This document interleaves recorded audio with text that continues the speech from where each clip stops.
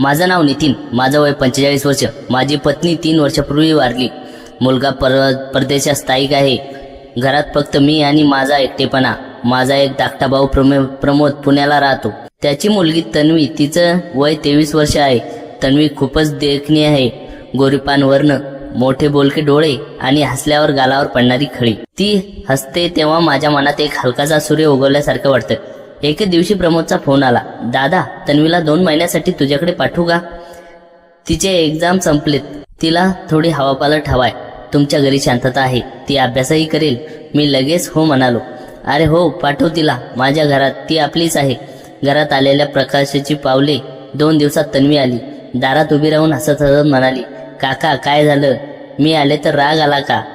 राग? अरे माझ्या घरात सूर्य आलाय रे. मी हसत सुटकेस आत नेली. त्या दिवसापासून माझं घर जिवंत झालं. सकाळी ती चहा करायची. काका तुमचा आवडता चहा, 2 चमचे साखर आणि थोडं आलं. रात्री जेवण झाल्यावर आम्ही गॅलरीत बसायचो. ती आपल्या कॉलेजच्या स्वप्नांच्या छोट्या छोट्या आठवणी सांगायची.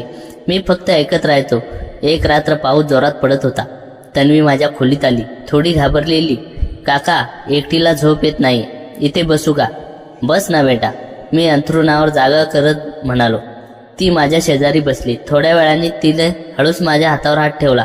काका, तुम्ही खूप एकटे वाटता मला. मला तुमच्यासोबत राहायला आवडतं. माझ्या मनात एक वेगळीच आपुलकी भावना जागृत झाली.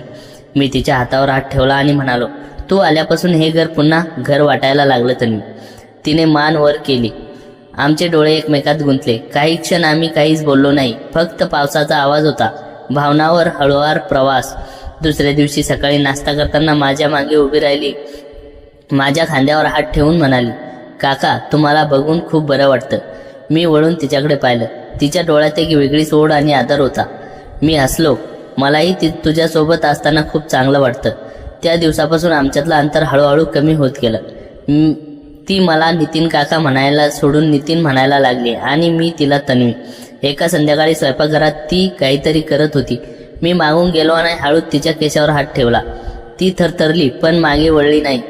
फक्त हळू आवाजात म्हणाली, नितीन हे काय होत आहे आपल्यात? मी तिच्या कानात पुटपुटलो, मला माहीत नाही तन्वी. तुझ्यासोबत असताना मला जिवंत असल्यासारखं वाटतंय. खूप वर्षांनी. ती माझ्या छातीवर डोकं ठेवून शांत उभी राहिली. मी तिच्या केसात हात फिरवत राहिलो. तिने फक्त एकच वाक्य म्हटलं, मला ही भावना आवडते. मी घाबरली नाहीये. स्वयंपाकघरात फक्त आमचा श्वास आणि घराबाहेर पडणारा हलका पावसाचा आवाज होता. माझा हात तिच्या हातात होता. तिला जवळ ओढले. तन्वी हे होतंय ना, ते बरोबर आहे का? मी हळू आवाजात विचारलं. ती माझ्या छातीवर तोंड लपवत म्हणाली, मला माहीत नाही नितीन, पण जेव्हा तुम्ही असं घट्ट धरता तेव्हा मला खूप सुरक्षित वाटतं. खूप वर्षांनी कोणीतरी माझी इतकी काळजी घेत असल्यासारखं वाटतं.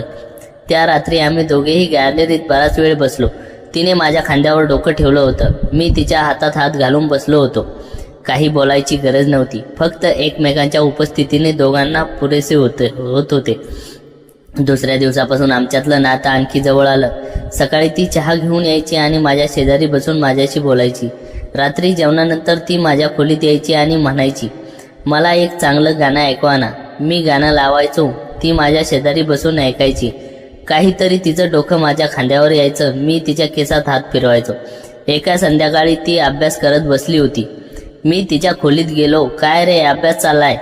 ती हसली आणि म्हणाली, अभ्यास तर चालतोय, पण मन मात्र तुमच्याकडे जाते.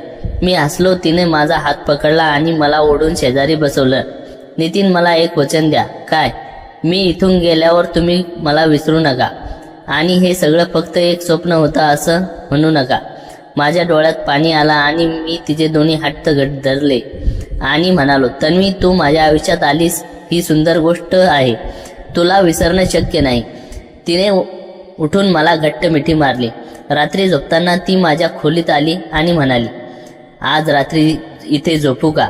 एकटीला भीती वाटते. मी मान डोलावली. ती माझ्या शेजारी झोपली. नितीन मी तुमच्यावर खूप प्रेम करते. ती डोळे मिटकावत कुजबुजली.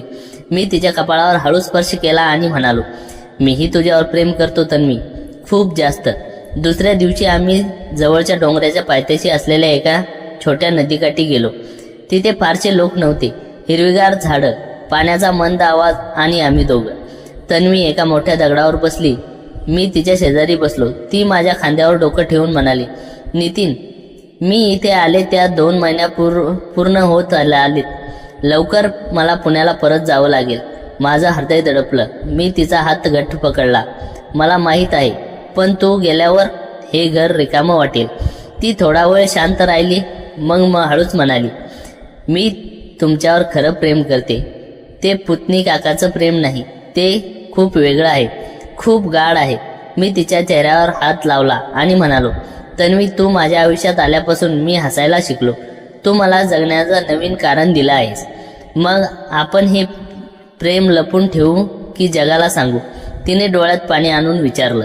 मी तिच्या कपाळावर किस केला आणि म्हणालो, आता आपण हे फक्त आपल्यापुरतं ठेवू. जेव्हा वेळ येईल तेव्हा पाहू. पण एक वचन दे, कितीही दूर गेलीस तरी तुझं आणि माझं नातं कधी संपणार नाही. 2 महिने झटक्यात निघून गेले. तन्वी जाण्याचा दिवस आला. अखेरची रात्र. ती माझ्या खोलीत आली. तिच्या डोळ्यात पाणी होतं. नितीन, उद्या सकाळी मला जावं लागेल. मी तिला जवळ ओढला आणि घट्ट मिठी मारली. माहिती आहे तन्वी, पण तू माझ्या हृदयात कायम राहणार आहेस. दुसऱ्या दिवशी सकाळी मी तिला स्टेशनवर सोडायला गेलो. गाडी येण्याच्या आधी तिने मला शेवटची मिठी मारली आणि कानात कुजबुजली, मी तुझी आहे कायमची. गाडी निघाली तेव्हा खिडकीतून हात हलवला. तिच्या डोळ्यात अश्रू होते, पण चेहऱ्यावर एक गोड स्मित होतं.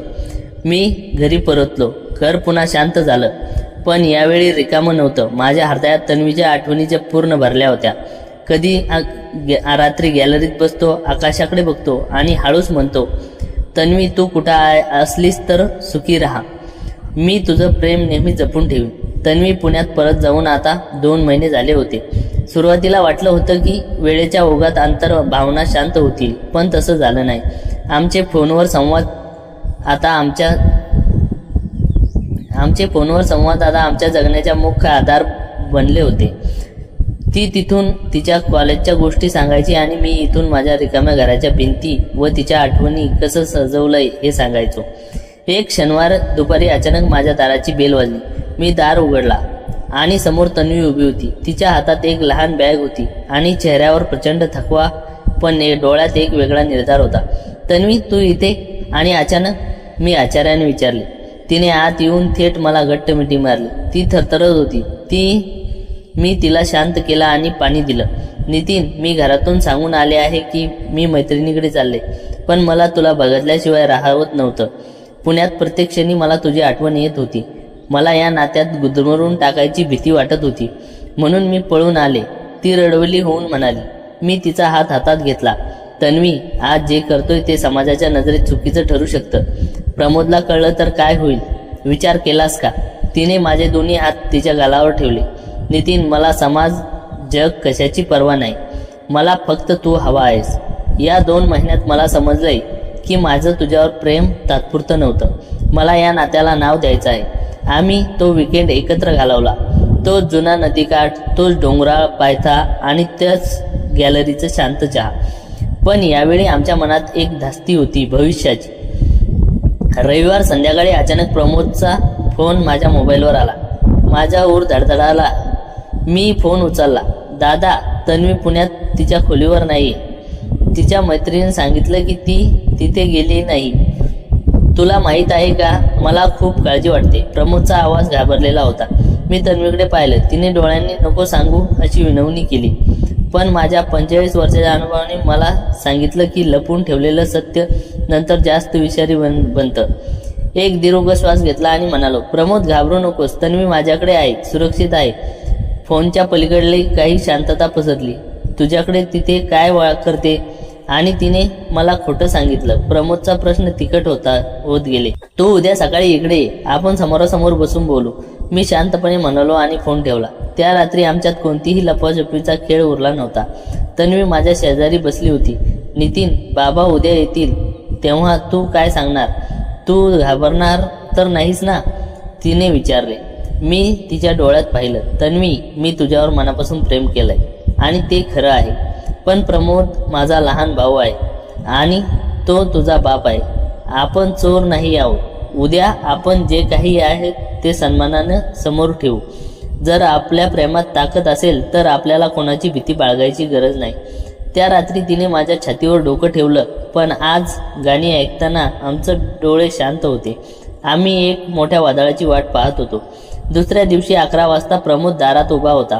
त्याचा चेहरा रागाने लाल झाला होता. घरात येताच त्याने तन्वीला पाहिलं. तन्वी, हे काय चाललंय? तू काकाला खोटं बोलून इथे का आलीस? तो ओरडला. तन्वी मागे सरकली नाही. ती माझ्या शेजारी उभी राहिली आणि तिने माझा हात घट्ट पकडला. बाबा, मी इथे काकाकडे आले नाही, मी नितीनकडे आले आहे. आम्ही एकमेकावर प्रेम करतो. प्रमोदच्या पायाखालची जमीन सरकली. त्याने आधी तन्वीकडे आणि मग माझ्याकडे पाहिले. त्याचा विश्वास बसत नव्हता. दादा, हे काय ऐकतोय मी? तू माझ्या मुलीसोबत? तिचं वय काय आणि तुझं वय काय? ती तुझं पुतणी आहे. समाजात तोंड दाखवायला जागा नाहीस माझी. प्रमोदचा आवाज संपूर्ण घरात घुमला. मी पुढे झालो. प्रमोद, मला माहीत आहे तुला काय वाटत असेल. एका बापाच्या जागेवर तुझा राज अगदी योग्य आहे, पण आमच्या बळजबरीत काही झालेलं नाही. तन्वी मला माझ्या एकटेपणापासून बाहेर काढलं आणि मी तिला सुरक्षित जग दिलं. आम्ही समाजाच्या भीतीने हे लपवू शकत होतो, पण मला तुला फसवायचं नव्हतं. मला तुमचं हे तत्वज्ञान ऐकायचं नाही. प्रमोदने तन्वीचा हात पकडला आणि तिला ओढू लागला. चाल माझ्यासोबत. आजपासून या घराचे दरवाजे तुझ्यासाठी बंद झाले. तन्वी रडत होती. तिने माझ्याकडे पाहिलं. तिच्या डोळ्यात एक आर्त हाक होती. मी तिला रोखलं नाही, कारण मला माहीत होतं की ही सध्या प्रमोदला शांत करणं गरजेचं आहे. जाता जाता तन्वीने खिडकीतून माझ्याकडे पाहिलं आणि पुटपुटली, मी परत येईन. घर पुन्हा एकदा शांत झालं, पण शांतता आधीसारखी नव्हती. यात एक हक्क आणि लढाईची तयारी होती. प्रमोद तन्वीला घेऊन गेला, पण तो आमचं प्रेम हिरावून शकला नाही. मला माहीत होतं की आता समाजाशी, नात्याची ही स्वतःशी एक मोठी लढाई आहे. 45 वर्षाच्या वयात मला पुन्हा एकदा लढण्याची कारण मिळालं होतं. आज रात्री मी गॅलरीत चहाचा कप घेऊन बसतो. 2 चमचे साखर आणि थोडं आलं. चहाची चव अजूनही तन्वीची आठवण करून देते. मी आकाशाकडे पाहतो आणि हसतो. मला माहीत आहे, वादळ कितीही मोठं असलं तरी एका दिवसाचा सूर्य पुन्हा नक्की उगवणार. तन्वी हसच्या